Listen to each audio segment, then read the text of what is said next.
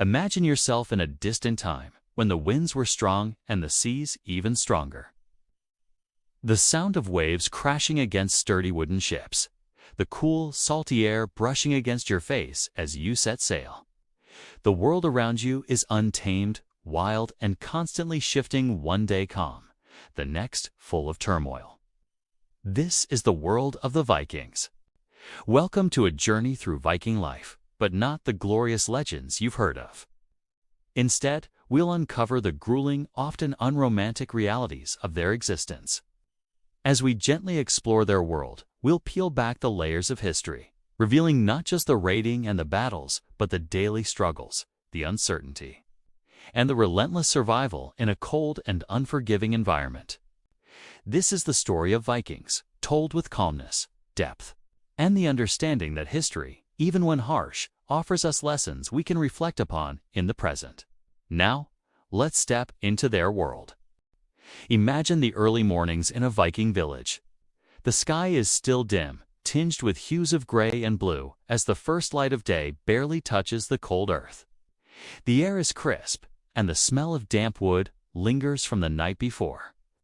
Your breath forms small clouds in the chilly air.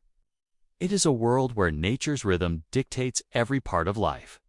As a Viking, your day begins before the sun rises. There is no time for luxury. Every moment of your waking hours is dedicated to survival. The villages are small and tightly knit, built near rivers or the sea, for both protection and resources. The sound of tools grinding against stone or the hum of the forge is ever present as the community works tirelessly to prepare for the harsh months ahead. Your role depends on the status you were born into. If you are a warrior, you rise with the dawn, donning your simple but effective armor, leather, iron, or a mix of both, and preparing your weapons. The shield is sturdy in your hand, your axe or sword ready for battle. But the Viking warrior's life is not one of constant glory, as you might imagine from the sagas. There are no grand feasts or constant battles. Instead, there is the quiet, ceaseless preparation for what may come. Raids, yes, but only after careful planning. Long periods of waiting, of watching the horizon for signs of opportunity, pass in the cold silence of a harsh land. The life of a Viking warrior is full of routine-endless drills to maintain strength, to perfect the deadly art of combat. The icy waters of the North Sea can be cruel. The weather shifts quickly from temperate to brutal, and storms are common, adding an extra layer of danger to every voyage. Imagine yourself standing on the edge of a ship, gripping the cold wood of the hull. Your cloak pulled tight around you to fend off the biting wind. It is a constant battle to remain steady, both in mind and body, against the forces of nature. The raids themselves, when they do occur, are not always the immediate, glorious battles you may picture. They are brutal, difficult affairs, and victory is far from guaranteed. The enemy is often just as fierce, with their own homes to defend. Your meals are sparse, often salted meat or fish, dry bread, and perhaps a bit of fermented vegetables. There are no lavish feasts to celebrate your conquest, solely the satisfaction of having survived another day in the harsh world. In battle, the warrior's body is a tool of survival, but it is not invincible. Every Viking warrior knows that the risks are high. The wounds are painful, the pain familiar, yet they press on. The ultimate goal is to outlast, to keep moving forward. You don't fight for glory, at least, not at first. You fight to protect your community, your family, and yourself. The thrill of victory is fleeting, quickly replaced by the reality of the constant struggle for survival in a world where tomorrow is never guaranteed. The winters are particularly difficult. As the cold sets in, the landscape around you turns bleak and unforgiving. The frozen ground makes it impossible to grow crops, and even the stoutest of animals struggle against the bitter winds. The very air feels heavy with the weight of the season. You, like the others, must find ways to cope with the scarcity of food. The smell of the hearth fire fills the air as you huddle close to the warmth, knowing that your survival in the months ahead depends on your ability to endure.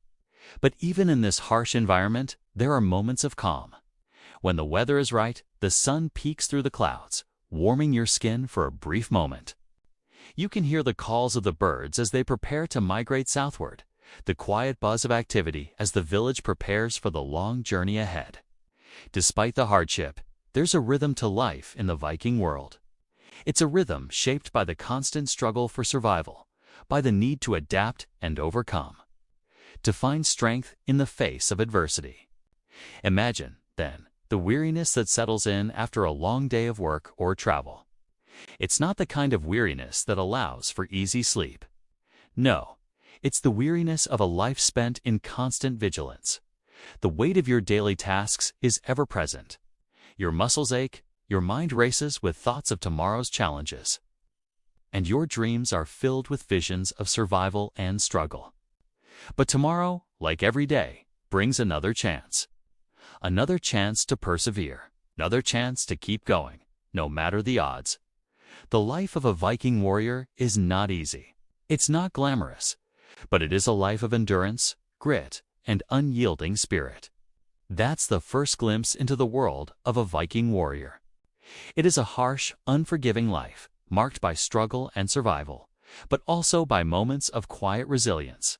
Now, imagine yourself standing at the heart of the Viking world, where the name Ragnar Lothbrok stirs both fear and admiration. The name resonates through the cold winds of the north and carries the weight of countless sagas. Yet beneath this legendary figure lies the story of a man driven by ambition, adversity, and an unyielding desire to carve his place in history. Ragnar's tale begins not in the warmth of a palace, but in the rugged expanse of the Viking lands, where survival was the constant struggle. Raised as the son of a chieftain, he knew from a young age that greatness came not from comfort, but from the blood and sweat of battle. The world around him was harsh and unforgiving, and yet it was this very world that shaped his ambition. As a young man, Ragnar's life was far from secure. He was not yet the legendary warrior he would become. His early years were filled with the hardships faced by all Vikings, the relentless cold, the struggle for food, the ever-present threat of conflict. But even in the face of these struggles, Ragnar's spirit was strong. He was driven not just by the need to survive, but by a deeper calling. He dreamed of conquest, of carving his name into the annals of history. And like many Vikings, he sought glory not only through raids, but by establishing himself as a leader worthy of the respect of his people. But it was not an easy path. Ragnar's first significant challenge came when he was still a young warrior, leading a group of Viking raiders on their first major expedition. The sea was tumultuous, the winds harsh, and the enemies they faced were fierce. Yet Ragnar's cunning and leadership shone through. He did not rely solely on brute strength. Instead, he used strategy and resourcefulness, carefully planning his attacks to overwhelm his enemies. His men trusted him, not only because of his prowess in battle, but because of his ability to inspire them in the most desperate of times. Ragnar's rise was not without its obstacles. However, the world was not kind to ambitious men. Rival chieftains, jealous of his success, plotted against him, and even the gods seemed to turn their backs on him at times. Yet, Ragnar persisted, driven by a belief that his destiny was to rule over lands far beyond the shores of his birth. His raids took him far from home, across the vast and treacherous seas to England, France, and even the lands of the Franks. Despite his successes, Ragnar's life was not without its tragedies. He faced betrayal from his own kin, the bitter taste of personal loss, and the harsh realities of leadership. It is said that he was a man of complex nature, brave and ruthless, yet also introspective and aware of his own limitations. His eventual downfall was as inevitable as it was tragic. In his later years, Ragnar was captured by the forces of King Yala of Northumbria, a fate he could not have foreseen in his earlier triumphs. As he languished in captivity, Ragnar's fate became a symbol of the fragile nature of power. It was here that his legend took shape, not in his final moments, but in the manner of his death. Facing the brutal death sentence of being thrown into a pit of snakes, Ragnar reportedly declared, "How the little pigs will grunt when they hear how the old boar suffered." His words, filled with both defiance and resignation, echo the Viking spirit. Even in the face of death, Ragnar did not bow to fate. His life had been one of struggle, triumph, and loss, but it was also one of defiant courage. His death marked the end of an era, but it also solidified his place in Viking legend. The tales of his bravery and leadership were passed down through generations, and to this day, his name evokes a sense of awe and admiration. Yet, as we reflect on Ragnar's life, we see a man who was shaped by the very hardships that defined the Viking way of life.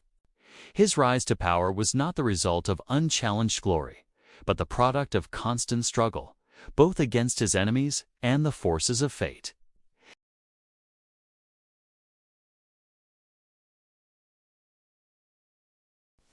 Yet, through it all, his story continues to inspire. Not because of his victories, but because of his perseverance in the face of overwhelming odds.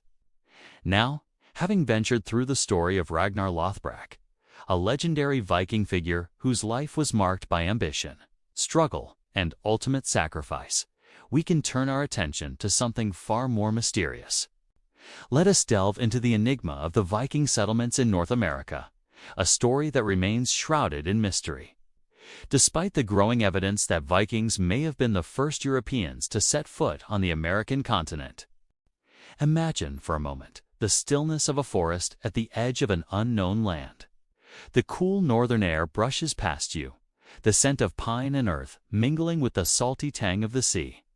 Before you lies a vast, untamed wilderness, a land untouched by the civilizations of Europe, Asia, or Africa. Yet, here in this remote corner of the world, the Vikings once set foot, leaving behind traces of their presence. But the full extent of their journey is a mystery that has endured for centuries. The story begins around the year 1000, when the legendary Viking explorer Leif Erikson, son of Eric the Red, sailed westward across the North Atlantic from Greenland. The Vikings had already proven their mastery of the sea, navigating the icy waters between Europe, Greenland, and Iceland with remarkable precision. But Leif's journey took him beyond the familiar coastlines of the known world. He ventured to a land far to the west, what we now call North America. The name Leif gave to the place he discovered was Vinland. The sagas tell of a lush, fertile land filled with wild grapes, offering abundant resources. For a time, the Vikings settled in what they believed to be an untouched paradise. They built temporary homes, erected small forts, and, like all good Vikings, sought to claim the land as their own. But their presence in North America was fleeting. The records of their time there are vague and fragmented, filled with mystery and uncertainty. What happened to these Viking settlers? Why did they disappear, leaving behind only the faintest traces of their existence? The answers remain elusive, despite the efforts of historians and archaeologists to piece together the puzzle. The sagas speak of conflict with the native peoples, whom they called the Skrallings. Were these encounters the cause of their departure? Or was it simply the relentless struggle of survival in a foreign land that drove them back to Greenland, to the safety of familiar shores?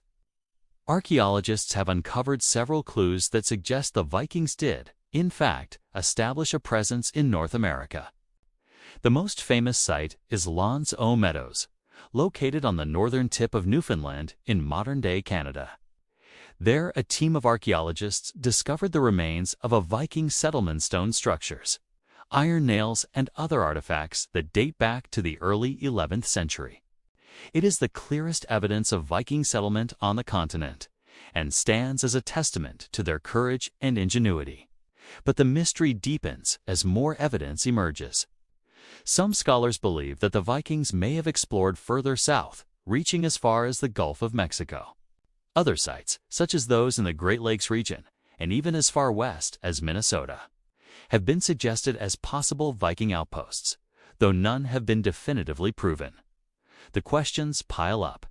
How far did the Vikings travel? Did they encounter other groups in North America? And did these encounters shape their decision to leave? The Vikings' interactions with the native peoples remain one of the most compelling aspects of this mystery. The term Skrælings used in the sagas is enigmatic, and we do not know exactly which indigenous groups they were referring to. Some suggest they may have encountered the ancestors of the Inuit or other Arctic peoples, while others believe it was a clash with more southerly tribes, such as those who lived in the forested regions.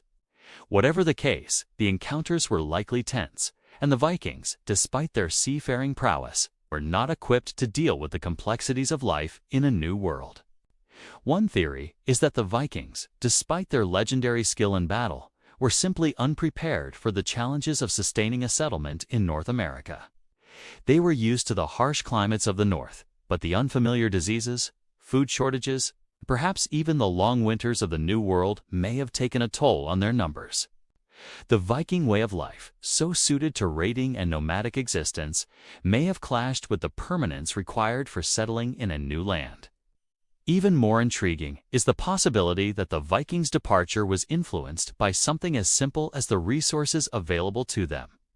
The Vikings were seafarers, and their success depended on their ability to exploit the sea. But the land they settled in was not as fertile as the sagas had suggested. The wild grapes may have been a rare treat, but they could not sustain a growing population for long. In the end, the lack of reliable resources, combined with the difficulty of defending their settlements, may have caused the Vikings to abandon North America in search of easier fortunes back in Europe. The final chapter of this story is unclear, but the legacy of the Viking exploration of North America lives on. While their presence was brief, it offers a glimpse into the spirit of adventure that defined the Viking Age, a world where the unknown was not feared, but embraced. The mysteries of their time in North America continue to captivate us, and with each new discovery, we come closer to understanding the truth behind their voyage to the New World, as we leave behind the mystery of the Vikings in North America. We turn our attention to another facet of Viking life, the lives of those who wielded power and influence. While the warriors fought on the front lines, there were others who controlled the wealth and resources, living in relative comfort compared to the hardships faced by the common Viking. Let's now explore the contrasting world of the Viking chieftains and their elite circles. As we move away from the fierce and relentless struggles of the Viking warriors, imagine a shifta. Change in the air, the sound of laughter and music, faintly carried by the wind, the smell of roasted meats and freshly baked bread filling the warmth of a great hall. Here, in the grand longhouses of the Viking chieftains, the rhythm of life is different.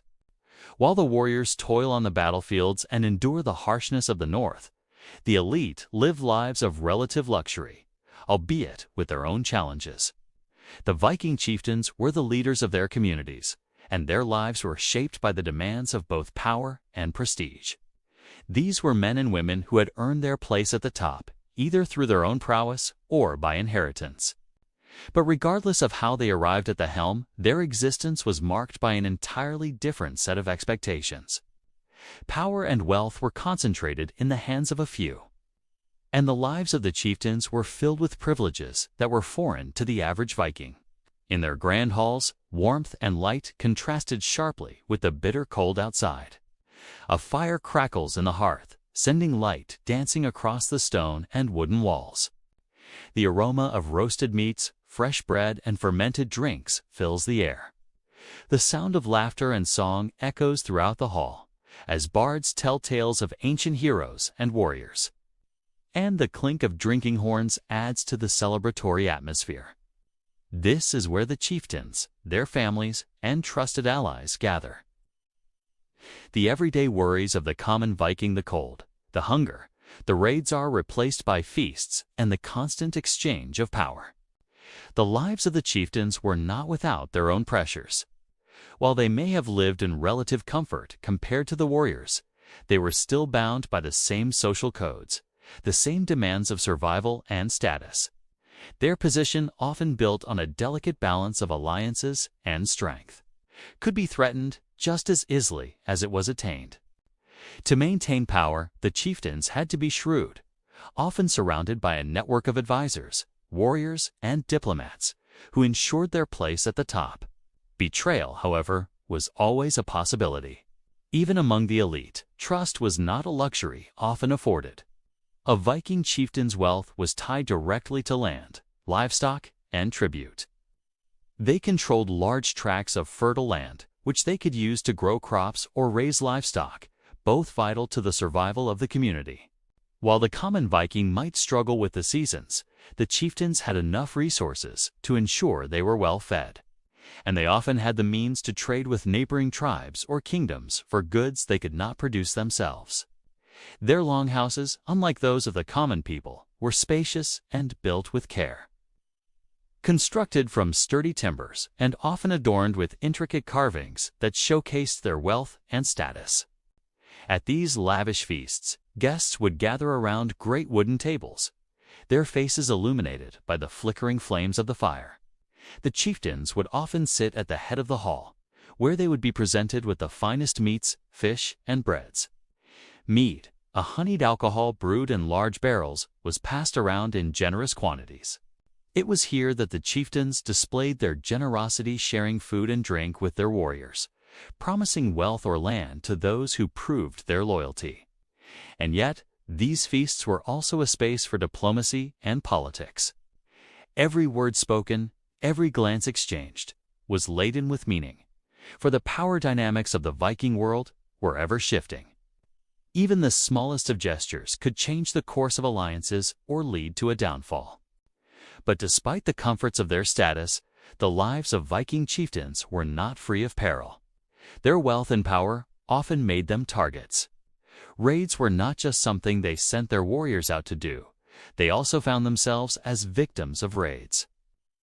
Rival chieftains, kingdoms, or even ambitious family members could challenge their authority. To maintain their position, chieftains had to be ready to defend their lands and wealth at all costs. Battles for control were not uncommon, and the Viking world was filled with ever-changing allegiances.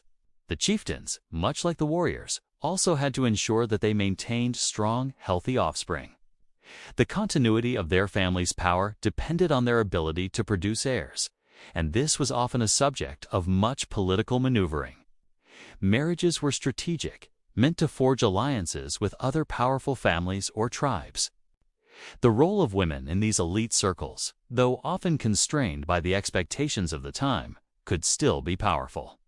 Some women, especially those who were married to chieftains, wielded significant influence behind the scenes, managing affairs of the household or advising their husbands on important matters.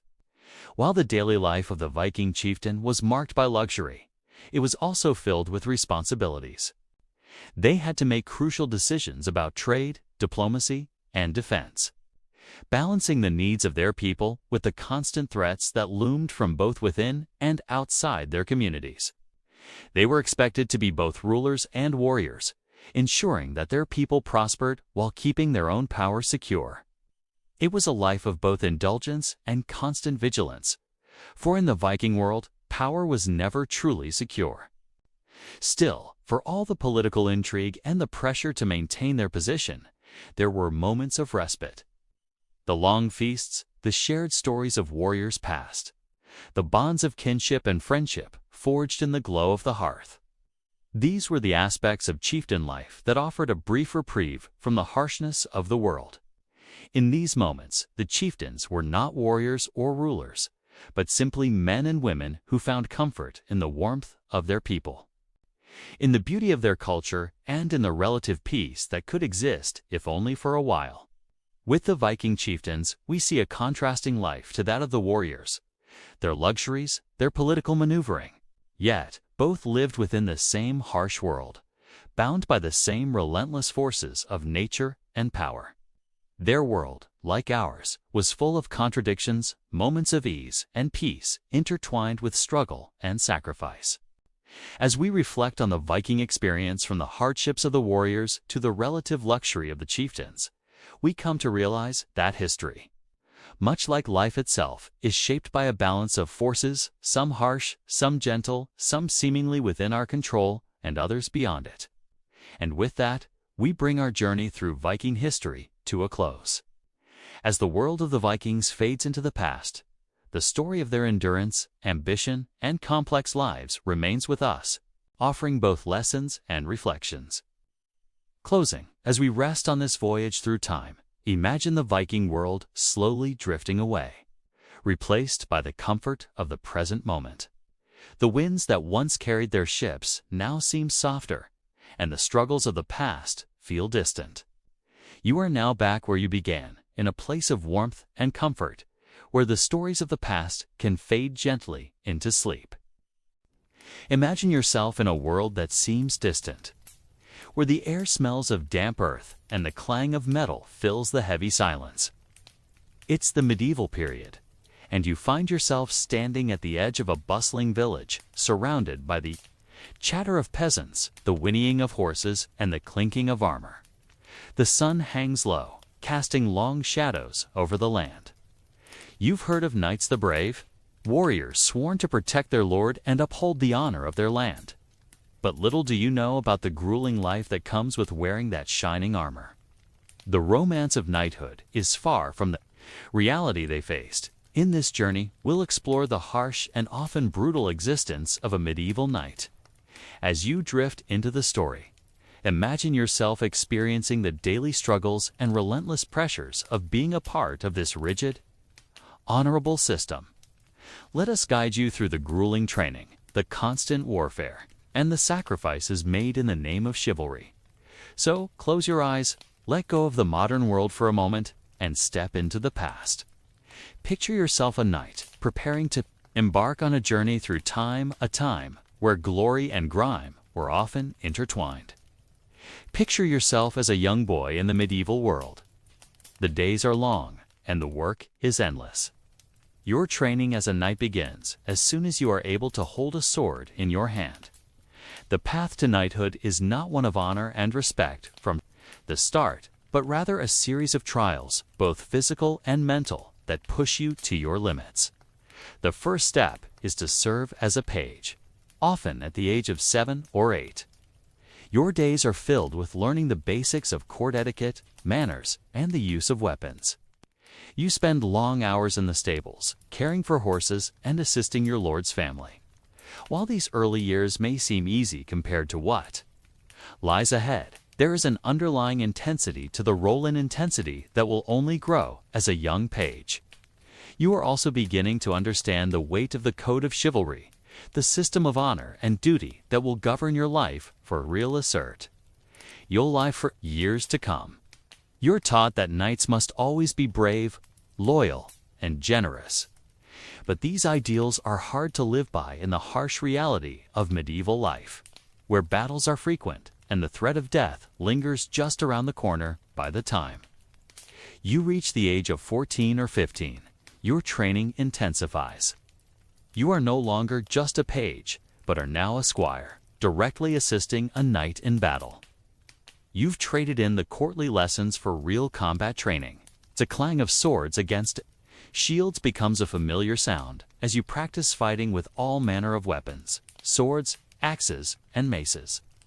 Hours are spent running drills, learning to wield your sword with precision, and developing the muscle memory that will serve you in the heat of battle. But the training isn't just about the physical. It is also about developing the mental fortitude to endure battle. The heat of combat is something no one can truly prepare for, and every young squire knows that. As you face one trial after another, you begin to understand that your body is both a weapon and a tool for survival. You learn how to withstand the pain of bruises, the cuts of blades, and the exhaustion that never seems to end. Despite the grueling nature of this life, there is a sense of glory attached to being a knight. The title itself is one of respect, even fear. You are expected to uphold the ideals of chivalry, and it is these ideals that define your identity. You are a protector, a warrior for justice and honor. But with every battle, there is a price to pay. The constant warfare wears on the mind and body. The rhythm of your life is one of preparation for the next conflict, and you find yourself perpetually on edge, never fully at rest. Your nights are often filled with the sounds of distant battles or the quiet hum of tension in the camp. You fall asleep in your armor, not out of pride, but out of necessity. There is no time for comfort. Even in the calm moments, you remain alert, ready for the next skirmish. The life of a knight is one of constant readiness, a life that demands sacrifices of time, body, and soul. You are expected to uphold a code of honor that often clashes with the harshness of war. In battle, you must show mercy, even to your enemies, while your comrades fall around you. The brutality of war is never far, and the violence can feel endless. Your mind, once innocent and filled with dreams of glory, is slowly shaped by the realities of battle, death, and the weight of your responsibilities. But, amid all the turmoil, there is a moment of triumph. When you are finally dubbed a knight, the glory that accompanies the title is tangible. The ceremony is one of deep significance. Knights are often knighted in front of their peers, anointing their sword with the blood of an enemy, a symbol of the sacrifice made for their honor. Yet, as you stand there, basking in the moment, you know that this is only the beginning. The challenges have only just begun, and with each victory, the burden of knighthood will weigh heavier. As the days go on, the romance of knighthood fades, and what remains is the harsh reality of living by a code that demands more than you can give. As we move from this intimate look at the life of a knight, we begin to delve deeper into the story of one of history's most famous knights, Richard the Lionheart. His life, too, was shaped by the code of chivalry, but his journey was fraught with more personal suffering than you might expect. Imagine yourself in the thick of medieval England, a time when the echoes of battle could be heard at every turn, and the kingdom was ruled by a monarch who is more warrior than king. Richard I, known as Richard the Lionheart, was a man whose life seemed destined for the glory of the battlefield. From a young age, his destiny was shaped by his reputation as a courageous leader, a true knight in every sense of the word.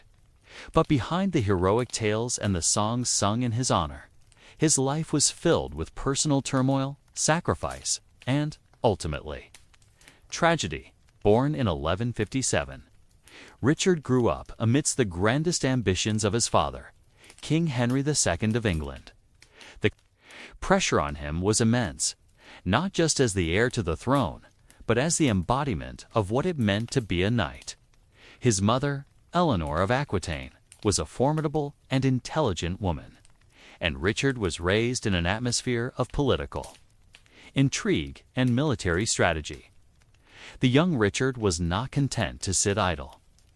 Even in his adolescence, he was already known for his valor and boldness. As a teenager, he began leading military campaigns in France, showcasing his skills on the battlefield and earning his reputation. As a knight, he fought to protect his kingdom, to defend his honor, and to prove his worthiness to wear the crown that one day would be his. He inherited a deep commitment to the ideals of chivalry, which required a knight to serve his lord with unwavering loyalty. However, these same ideals also led him into conflicts that ultimately shaped his personal fate. Richard's most famous journey, the one that would define his legacy, was the Third Crusade, which began in 1189. The Crusades were not just military campaigns, they were religious missions to reclaim Jerusalem from Muslim control. Richard's deep sense of duty to Christendom propelled him into a war that spanned across thousands of miles and involved countless lives. The life of a Crusader knight was one of hardship. Richard traveled from England to the shores of the Mediterranean, battling not only the forces of the enemy, but also the brutal conditions of war. The journey was long, and the suffering of the soldiers was palpable. Rations were scarce. Diseases ran rampant, and the toll of war became more evident with each passing day. Richard, however, remained steadfast. His courage on the battlefield earned him the admiration of his men, and soon he became known not just as a king, but as a warrior in the truest sense of the word. but there was a cost to his dedication. While Richard fought for glory and for his belief in the mission, his personal life suffered immensely. He spent little time in England, leaving his kingdom to be ruled by his brother John, a man whose ambitions often clashed with Richard's. Richard's absence fueled political tension as his mother, Eleanor, had to constantly manage the kingdom in his stead. During the crusade, Richard's health began to deteriorate. The harsh conditions of war, combined with the stresses of leadership, took a toll on him. Even as he achieved success after success on the battlefield, his body was slowly weakening. But it was not until his capture in 1192, on his return from the crusade, that Richard's fate truly took a tragic turn. After a victorious crusade, Richard was returning home when he was captured by Leopold V of Austria. The news of his capture sent shockwaves through England and the rest of Europe. Richard, once celebrated as the Lionheart, found himself imprisoned in a foreign land. His release would come at a steep price. The ransom demanded was an astronomical sum, one that the people of England struggled to pay. And while Richard languished in captivity, his kingdom faced political instability. The promise of freedom seemed distant, and the glory that had once surrounded him began to fade. The toll on Richard was not just physical, but emotional. As he sat imprisoned, far from his homeland, he must have felt the weight of his dreams slipping away. His health worsened, and the toll of captivity weighed heavily on his spirit. The man who had once led armies and conquered cities was now a prisoner of war, unable to fulfill his destiny. Eventually, Richard was freed in 1194. After a large ransom was paid. Yet the Lionheart that had once roared with courage was never the same. Though he returned to England and continued his reign, the years that followed were marked by continued conflict and unrest. In 1199, Richard was wounded in battle while laying siege to a castle in France. The wound, though minor at first, became infected. He died from the infection shortly afterward.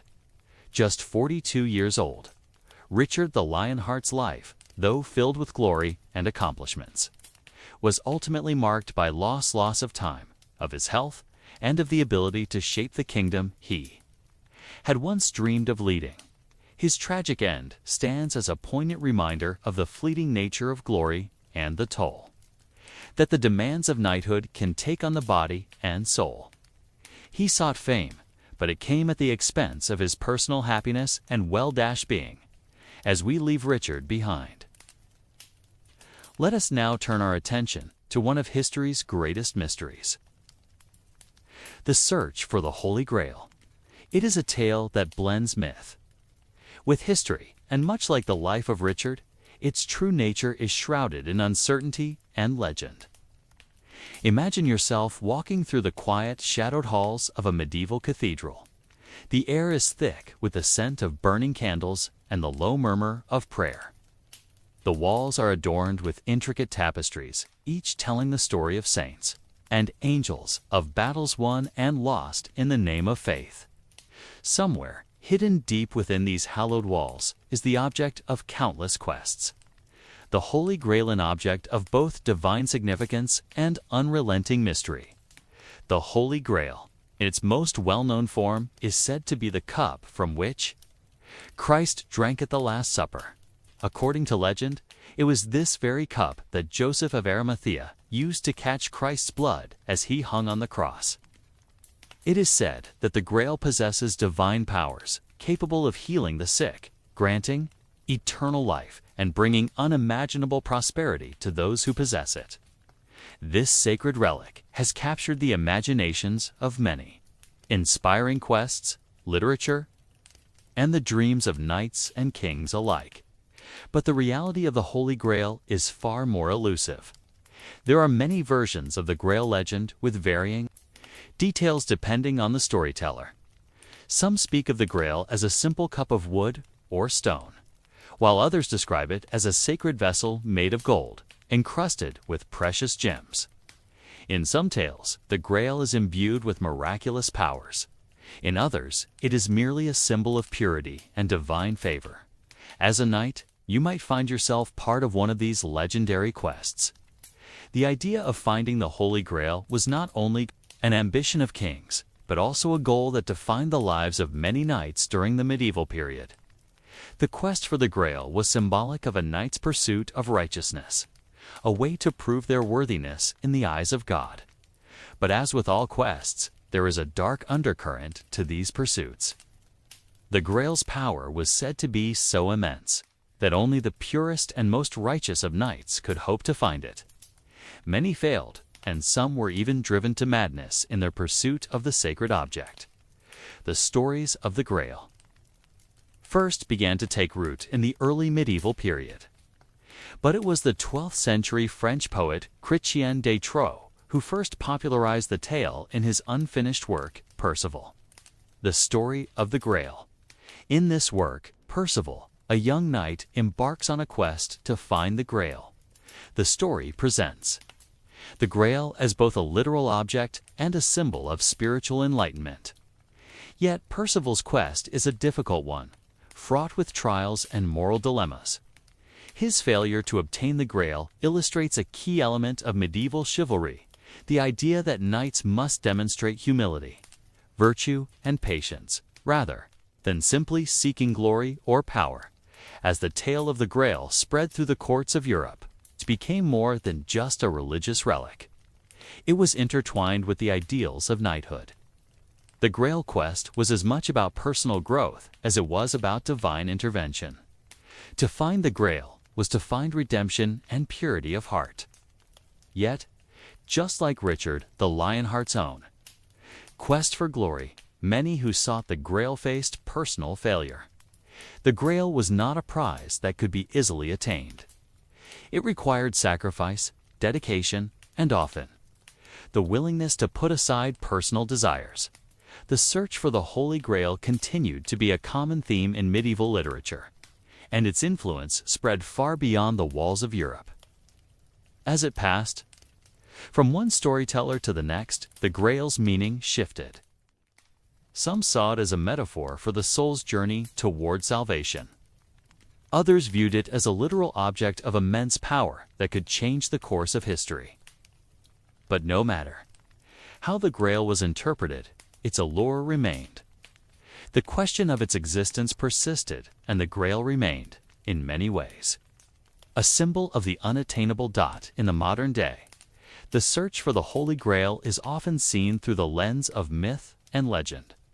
Many historians and archaeologists have searched for it, but to this day, no one has found definitive proof of its existence. Some believe it may never have existed at all, while others think it might be hidden in a secret place, awaiting the right person to claim it. And so, the mystery of the Holy Grail persists, a story that stretches through the centuries, both a symbol of hope and an impossible dream. As we leave behind the mystery of the Grail, let's now turn our attention to the world of feudal society. What was it like to live as a knight, but also as a lord or a common serf in medieval times? The lives of the elites and the peasants were often worlds apart, and this contrast offers a fascinating glimpse into the structure of medieval life. Now, imagine yourself stepping away from the battlefield, away from the quest for the Holy Grail, and into the quieter, more intimate corners of medieval life. The air here is different, softer, perhaps a little warmer as the sun sets behind the high stone walls of a castle. The life of a knight, as we've seen, is full of struggle and sacrifice, but it is nothing compared to the world of the feudal lords and ladies, whose lives were filled with luxury, but also a different kind of pressure, one shaped by wealth, power, and duty. Picture yourself standing in the courtyard of a grand castle, its towering stone walls a symbol of both protection and oppression. The lords and ladies who reside here live lives of privilege, surrounded by tapestries, fine furniture, and delicacies brought from distant lands. The halls echo with the sounds of music and laughter, and the aroma of roasted meats and freshly baked bread fills the air. But beneath this seemingly serene world, though pressures of maintaining power weigh heavily on their shoulders. The lives of lords and ladies in medieval times were steeped in luxury. But it was not the kind of luxury that led to a life of leisure. Far from it. A lord's wealth came not just from land, but from the labor of those beneath him. The feudal system, in which society was divided into rigid classes, meant that a lord had to constantly ensure that his lands were productive, his soldiers well-trained, and his vassals loyal.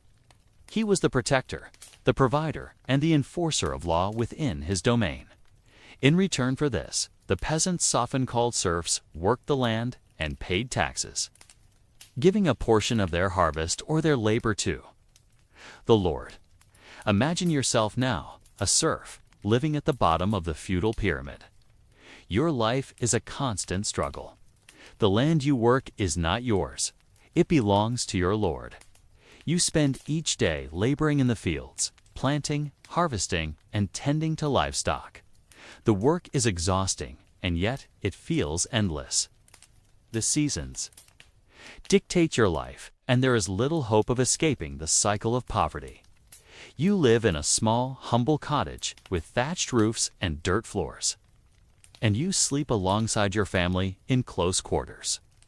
The air inside is heavy with the smells of wood smoke and sweat, a stark contrast to the luxuries enjoyed by your lord, while the lord and lady live in their grand stone castle, overseeing the land and making decisions that affect the lives of everyone. You labor in the fields with little to show for it other than the promise of a meager meal at the end of the day. There are no grand banquets for you, just the basic sustenance needed to keep you working day after day. The contrast is stark and unrelenting. Yet even within this rigid social structure, there are moments of comfort and luxury for those who serve in the Lord's household. The ladies of the castle, for instance, live lives that, while bound by social expectations, are filled with privileges of their own. They may not fight in battles or oversee armies, but their role as the keepers of the home comes with its own set of responsibilities. Their days are spent overseeing the management of the household, organizing feasts, and entertaining guests. Though their freedom is limited, they are often treated with the highest regard, their every need attended to by servants. These lords and ladies, while wealthy, are also bound by the system they uphold. Their lives are dictated by the demands of the feudal contract. A lord must always be ready for war, for politics, for feasts and festivals that show his wealth and power. A lady, too, must maintain the household and ensure that the castle remains a symbol of status. The luxury they enjoy is inextricably linked to the hard labor of the peasants and the constant vigilance required to maintain their power. The knights, though they have their own role to play, are also part of this delicate social dance. As we've seen, knights often serve lords, fighting their battles, protecting their lands, and maintaining the hierarchy. But in contrast to the more opulent lives of the lords and ladies, knights often face the grim realities of war and the constant pressure to live up to their noble ideals. A knight's life, though it may come with honor and glory, is never free of struggle. As we step away from the contrast between the luxurious lives of the feudal elite and the hardships of the common serfs, we are reminded that the medieval world was one defined by its rigid social structure. The gap between the lives of the lords and the peasants was vast, and yet both were bound by the same system, one that demanded loyalty, service, and, at times, sacrifice. Now, as we near the end of our journey through medieval life, it's time to reflect on the lessons we've learned. The knights, with their honorable code, lived lives filled with glory and grime. Richard the Lionheart, with his quest for glory, ended his days in captivity, a reminder of the costs of ambition.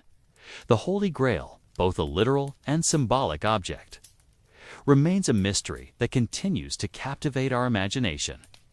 And the lords and ladies, with their wealth and power, lives defined by duty and expectation. always aware of the fine line between privilege and responsibility. Conclusion: as you drift off, letting the weight of the past slowly fade into the background, you might reflect on the way history shapes the present. The knights, the kings, the peasants, they are all part of a story that has been told for centuries, each chapter leaving its mark on the world as we know it. The pursuit of glory, the weight of duty, the search for meaning, they are themes that continue to echo through time. Take a deep breath. And as you relax into the comfort of the present, remember that the past, with all its struggles and triumphs, is always with us, shaping the world we live in today. Let the rhythm of history carry you gently into a peaceful sleep, where the echoes of the past are nothing but a distant whisper. Welcome to Boring History for Sleep, where we gently guide you through the quiet corridors of the past. Tonight, we embark on a journey back to one of the most intriguing, yet often unsettling, periods in history: Victorian London. Imagine yourself walking down its cobbled streets, the murmur of distant voices carried on the wind, the weight of the past lingering in the air like a forgotten memory. In this video, we will explore the contrasts that shaped life in the Victorian era, from the hidden hardships of the slums to the opulence enjoyed by the few. Let the steady rhythm of this story wash over you as we take a calm, measured look at a time of stark contrasts and quiet resilience. We begin with the very heart of life for the majority of Victorians: the slums. These were places that stood in sharp contrast to the towering grandeur of the empire, and yet they were home to many. In this first segment, we will step into the crowded, grimy streets of a Victorian slum, where every day was a struggle for survival. The Victorian slum, a world hidden in plain sight, thrived in the shadows of the great empire. Picture yourself walking through one of these bustling districts. Narrow, winding streets stretch endlessly before you, the air thick with the smell of refuse, human sweat, and the occasional faint scent of freshly baked bread, sold by vendors shouting in the distance. The narrow alleyways are barely wide enough for a single person to pass, yet they are packed with people, families, and individuals, all trying to carve out a life in the most difficult of conditions. The buildings are tightly packed together, their walls crumbling under the weight of time and neglect. The soot from the Industrial Revolution clings to everything, staining the walls in a never-ending battle against the elements. In the dark corners of the alley, rats scurry along the gutters, a constant reminder of the unsanitary conditions in which the poorest lived. But these rats were not merely pests. They were survivors, much like the people in these slums. Life in the slums was a constant struggle. The working-class families, often living in one-room dwellings, had little to no privacy. The room was shared by multiple generations, from the elderly grandparents who spent their days sitting by the hearth, to the young children who played and sometimes worked in the very same space. The smell of boiled cabbage, stale bread, and damp woolen clothing was omnipresent, seeping into every corner of these homes. Imagine the feeling of the ground beneath your feet, the cold, damp stone floors that were never truly dry. The children, their faces streaked with soot and dirt, run barefoot across this unclean earth, their laughter echoing in the narrow corridors despite the hardships they face. The constant hum of voices, the sound of small hands working to scrub clothes, or the distant clink of tools used in manual labor fills the air. Yet, amid this seemingly chaotic environment, there is a rhythm, a routine that the slum dwellers follow, day after day. To survive, work for many of them meant long hours in dangerous and unhealthy environments. Children, some as young as 5, were sent to factories, their tiny hands weaving cloth or mining coal, their young bodies strained by the labor required. The air in these factories was thick with dust and the heat unbearable. Many children did not live to see adulthood, their lives tragically cut short by the very work that sustained the empire. But it wasn't just the factories that posed danger. The slums themselves were breeding grounds for disease. The water supply was often tainted with sewage, and cholera outbreaks were common, with hundreds of lives lost in a single week. In fact, many families did not know how to protect themselves from such outbreaks. Often helpless in the face of a disease, they couldn't see but felt creeping closer with each passing day. And yet, despite these grim realities, life in the slums was not devoid of moments of hope. The working-class families, often united by necessity, found strength in one another. Neighbors helped each other, sharing what little they had. In the evenings, after a long day's labor, you might hear the faint sounds of music as someone played a violin or sang a tune in the corner of the street, offering a brief respite from the struggles of the day. The slum dwellers, despite everything, carried on. They survived the hardships that life dealt them, even if it meant living in filth, facing disease, and working under horrendous conditions. This was the daily grind of a Victorian slum, a life filled with hardship, but also a resilience that carried them through. Day after day, as you imagine yourself stepping out of this world, you might feel the weight of the cold stone beneath your feet and hear the faint murmur of the streets behind you. You've witnessed a world so different from your own, yet one that was part of the foundation of the grand empire we know today. Now, let us move forward in time to a world that stood in stark contrast to this daily grind, the world of Queen Victoria herself. Now, imagine yourself stepping into the grand halls of Buckingham Palace, its towering walls adorned with portraits of the royal family. The air is thick with a sense of power and responsibility, as if the very walls of the palace pulse with the weight of the empire. Here, at the heart of Victorian Britain, sits Queen Victoria, the monarch who would reign for over 6 decades and whose rule would define an entire era. Victoria's journey to the throne was neither simple nor certain. Born in 1819, she was the only child of Prince Edward, the Duke of Kent, and Victoria of Saxe-Coburg-Saalfeld. Her birth was not an event that had been expected to change the course of history. Her father, a younger son, was not likely to inherit the throne, and so Victoria's path to royalty seemed distant. However, upon the death of her uncle, King William IV, Victoria found herself unexpectedly crowned Queen of Great Britain and Ireland at the tender age of 18. You can almost feel the weight of that moment as Victoria, inexperienced and alone, is thrust into the immense responsibilities of leadership. The glittering halls of the palace, the ever-watchful gaze of her advisors, the endless demands of the crown, all of it must have been overwhelming for such a young woman. But she rose to the occasion with a calm determination, her reign marked by a sense of personal discipline and a deep sense of duty to her country. Victoria's early years as queen were not without challenges. Her youth made her a target for manipulation, with her first prime minister, Lord Melbourne, acting as both a political mentor and a protector. Yet, despite the complexities of her role, she began to forge a path of her own, one that would be defined by personal strength and a deep commitment to her duties as monarch. One of the defining moments of her queen's life, and perhaps the moment that shaped her reign the most, came with her marriage to Prince Albert, her German cousin. The marriage was not merely one of statecraft, but one of true affection and deep emotional connection.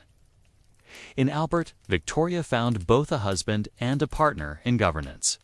Together, they shared a vision for Britain, one that was rooted in family, values, progress, and a deep love for their children and country.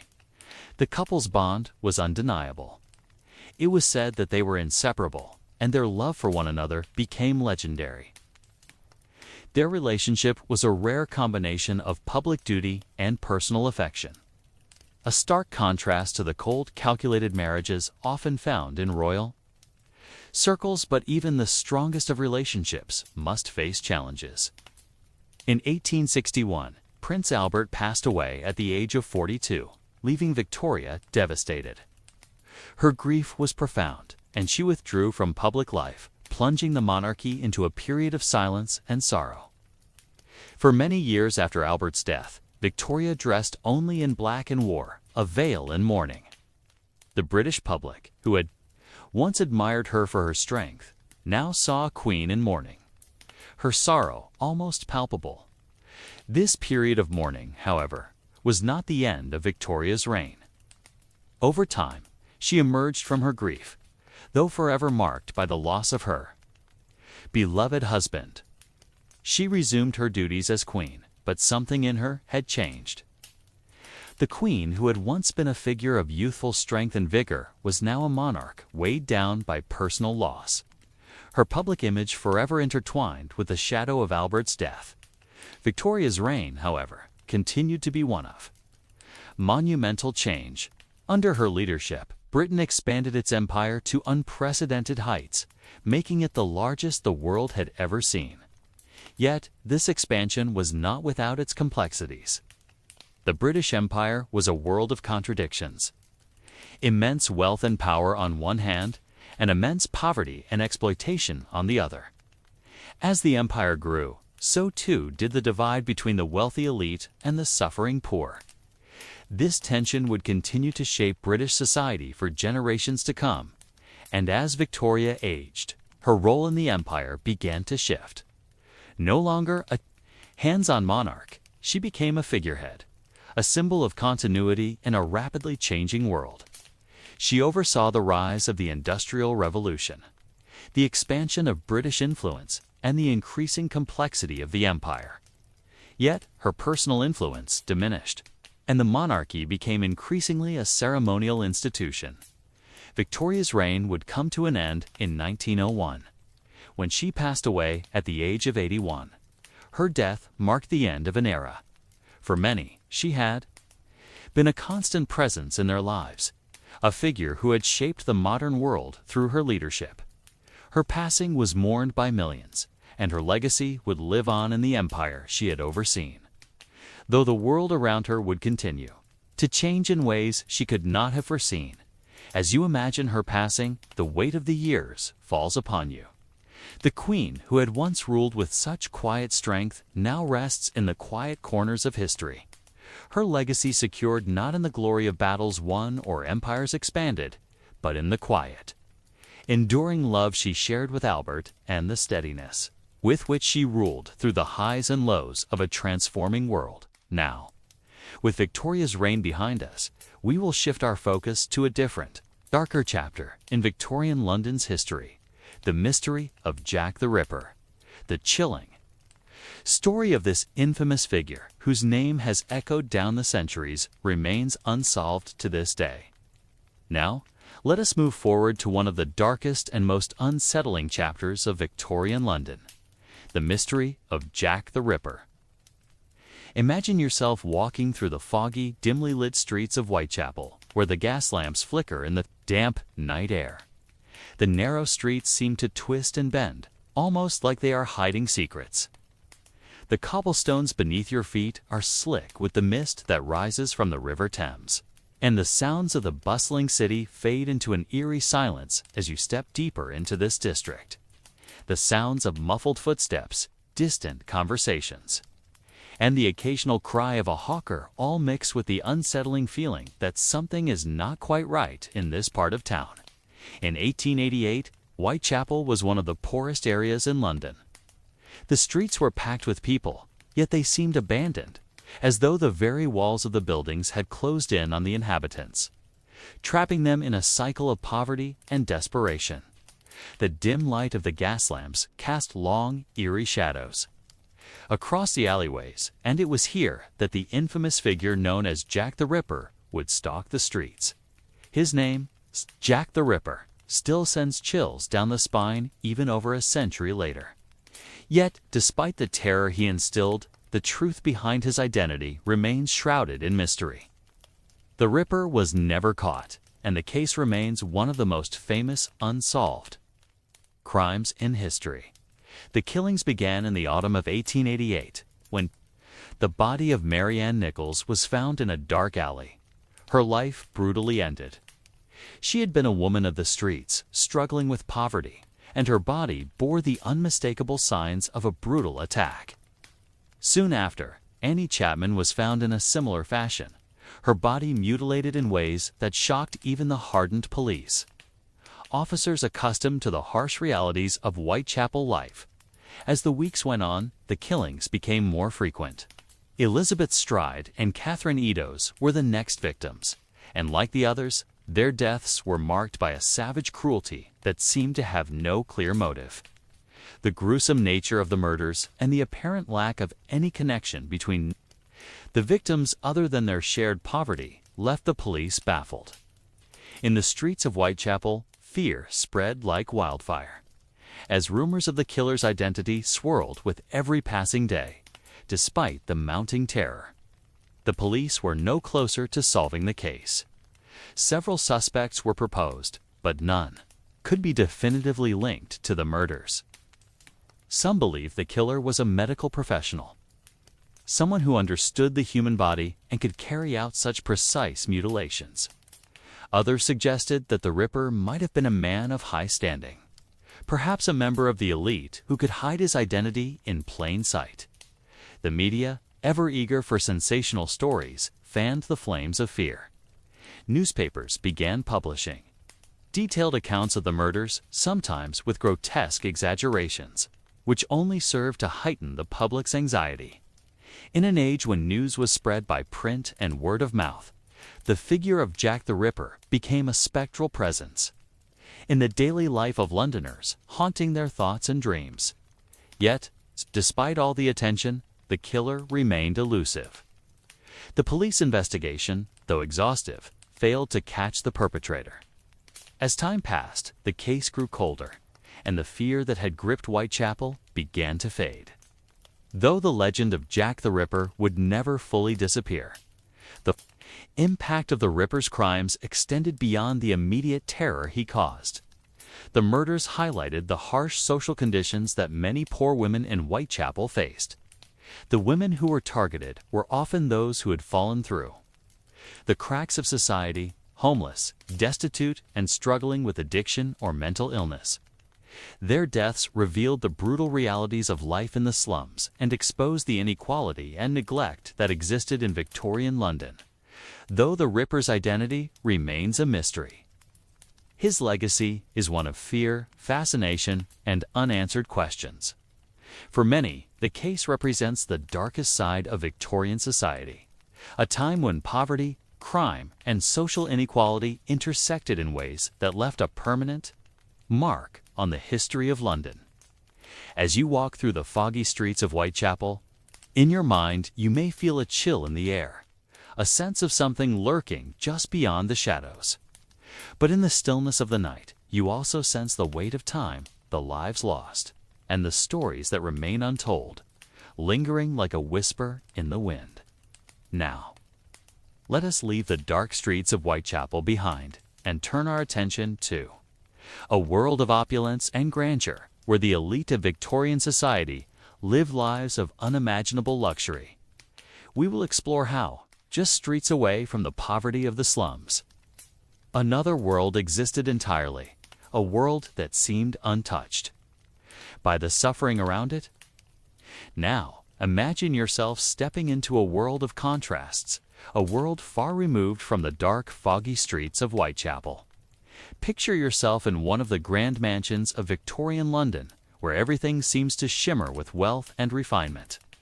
The chandeliers hang from the ceilings like glittering stars, casting soft golden light over marble floors polished to perfection. The walls are adorned with rich tapestries, the air filled with the scent of fresh flowers, expensive perfumes, and the faintest trace of burning wood from a roaring fire. The sound of soft laughter and the clinking of fine china creates an atmosphere of elegance and exclusivity.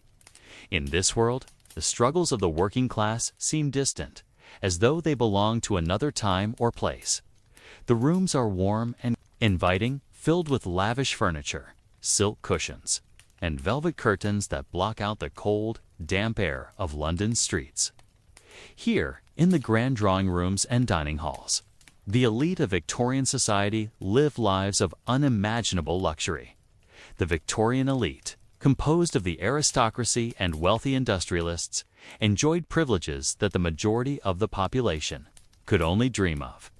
While the people of the slums fought to survive each day, the wealthy spent their time at extravagant parties, at lavish balls in gilded palaces, and at private dinners served on porcelain plates. These events were attended by the crème de la crème of society, where every detail was designed to impress. The finest wines flowed freely, and guests were dressed in opulent gowns and suits, their jewels sparkling under the flickering candlelight. One can almost hear the gentle hum of a string quartet playing in the background. The soft rustle of silk dresses as women moved gracefully across the room, and the smooth, refined conversation of men who spoke of politics, art, and the latest scientific discoveries.